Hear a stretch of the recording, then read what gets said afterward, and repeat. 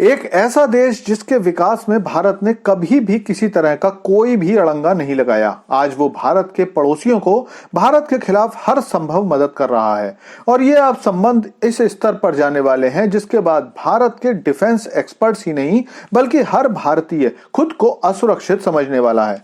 मैं बात कर रहा हूं पूर्वी यूरोप के सबसे नोटोरियस देश तुर्की की। तुर्की हमेशा से भारत के लिए सरदर्द पैदा करता रहा है। हर किसी मंच पर तुर्की ने भारत के खिलाफ पाकिस्तान का साथ दिया। पिछले 6 महीने में बांग्लादेश को भी भारत के खिलाफ पूरी मदद की, लेकिन अब तुर्की और पाकिस्तान की नई साझेदारी भारत को एक बुरा सपना देने वाली है। दरअसल खबर आ रही है कि तुर्की और पाकिस्तान अब सुरक्षा संबंधों को एक अलग ही ऊंचाई पर ले जाने की तैयारी कर रहे हैं।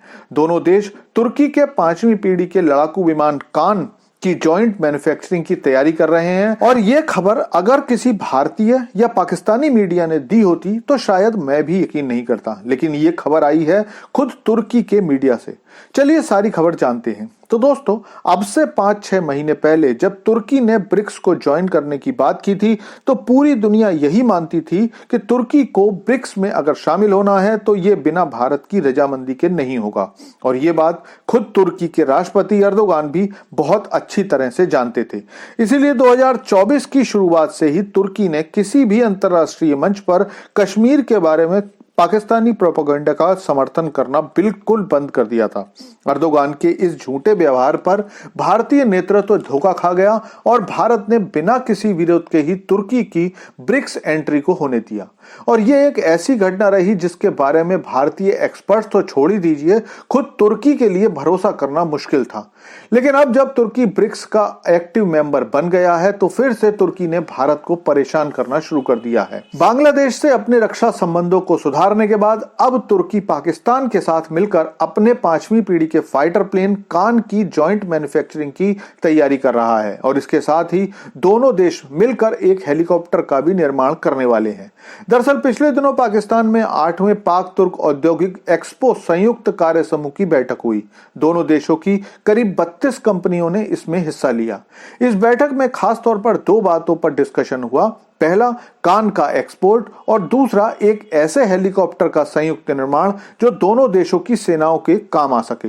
इसके अलावा पाकिस्तान चाहता था कि कान का निर्माण पाकिस्तान में ही हो। दरअसल पाकिस्तान ने तुर्की के डेलीगेशन को समझाने की कोशिश की कि आने वाले समय में दुनिया का ज्यादातर मैन्युफैक्चरिंग एशिया में होने वाला है।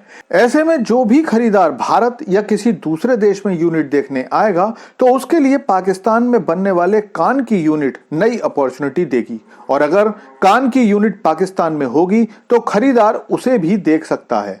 ऐसे में पाकिस्तान कम से कम खाड़ी के देशों के लिए तो कान की मार्केटिंग बेहतर तरीके से कर ही पाएगा। साथ ही पाकिस्तान में इसकी मैन्युफैक्चरिंग कॉस्ट भी कम हो सकती है।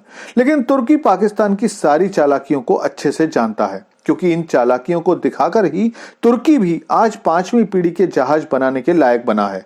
तुर्की जानता है कि स्टेल्थ टेक्नोलॉजी की सारी बारीकियां पाकिस्तान वैसे ही चुरा सकता है जैसे पाकिस्तान ने वेस्ट कंट्रीज से परमाणु बम बनाने की तकनीक चुराई और खुद बम बना लिया।